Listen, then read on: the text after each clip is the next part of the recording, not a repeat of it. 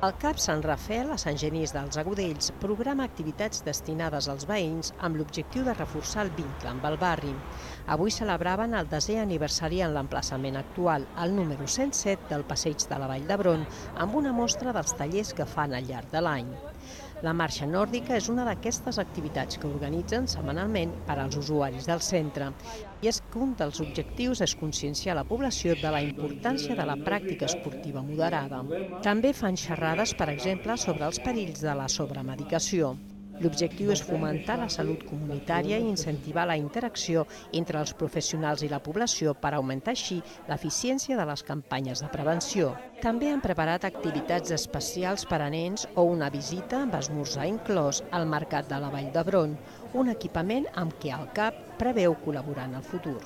Perquè vegi la nostra població que som molt propers amb ells, no?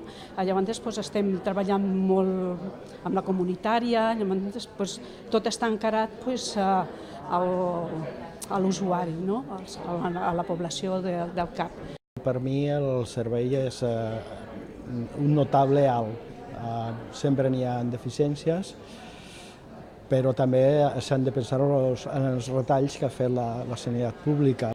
El servicio que ofrecen, inmejorable. No encontrarás otro, de todos los que yo conozco, que funcione como este. Los médicos, las enfermeras, los servicios, las listas de espera, todo.